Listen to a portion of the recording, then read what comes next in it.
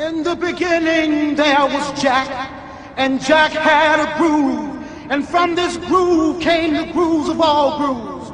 And while one day viciously throwing down on his box, Jack boldly declared, "Let there be house," and house music was born. I never thought that my songs were going to start anything. It was just stuff I was just writing at home that I wanted to listen to. From the underground clubs of Chicago, house has grown into the biggest musical phenomenon since rock and roll. If somebody told me when I was younger that this music that we were making in our basement would be the shot heard round the world, I would say, give me some of what you smoking, pal. Because it's just unbelievable. 15 years later, and house dominates pop music.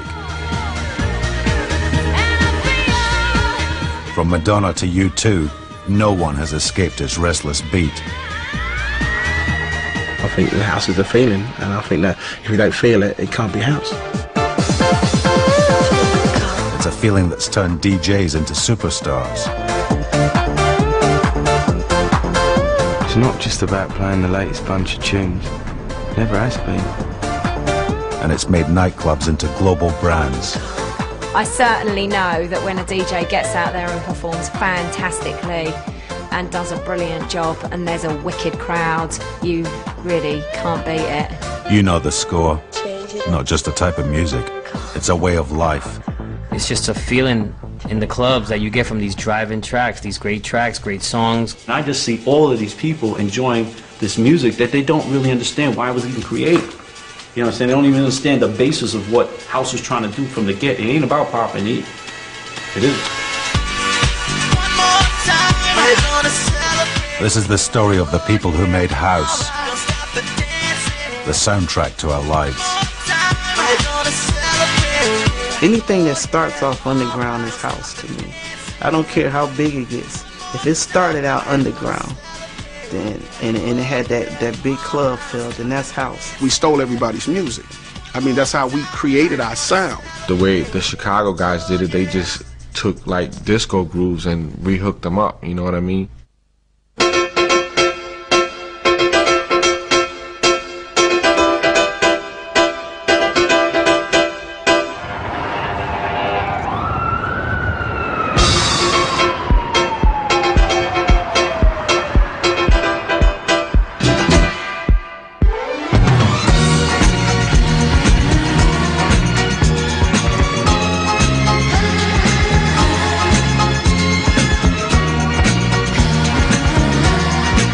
From the very beginning, it was the gay and black people that really kept dance music alive. Disco, dance music, it was really danceable R&B music that we were dancing to. And it wasn't until Saturday Night Fever came along that it exploded, and every Goomba in the suburbs start dancing. If I can't have you, I don't want nobody, baby.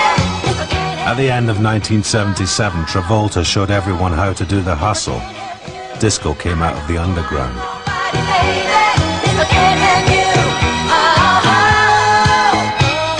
As the whole world caught Saturday Night Fever, Mel Cheren's partner, Michael Brody, had a vision of a new kind of nightclub.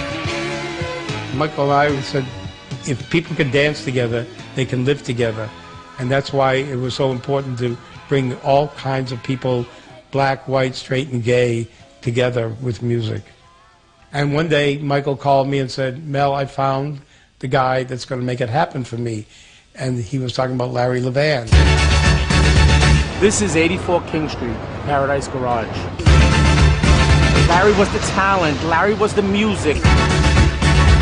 Larry was the imagination. Larry was the spunk. Not to just, polish up Larry, but the truth of it is the truth. Larry was everything. Opened in January 1978, the Paradise Garage had the biggest dance floor and the best sound system in New York. But it was resident DJ Larry Levan who made the garage legendary. Sometimes you get a thing from me, and you want my company. Yes, you do, baby. He played music sometimes that was so intensive, music that made you get down, made your body go down. He'd say, see that crowd over there? Watch what happens when I put this record on. It was like Snake Charmer. He made you go like this, he made you go like that. He wasn't great at mixing. He could if he wanted to. That wasn't his thing. He knew how to play a song. He wouldn't just play one sound or one style. Dropping disco, various different rhythms. That whole night you went in, you just came back singing songs, and you went home just thinking about what happened last night. Such an exciting time and place. New York was the heart, and that's what attracted me to New York. I had to go because I was so into the music. You gotta push it to me, baby. Push it to me, baby. You gotta slide it to me, honey. Slide it to me, girl. If you want my money. If you want my money. You gotta make it good as honey. He's technically a genius. The actual bass speakers were named after Larry. They were called the Van Horn. You know, he controlled everybody. That was his job. He would shut the music and go down, get a ladder, and clean the mirror ball if he didn't think it was clean enough. And out of nowhere, boom! Blast the music. Everybody, oh! Come on, you can get it, anytime. Tonight is fine. I got my mind. Come on, you can get it, anytime.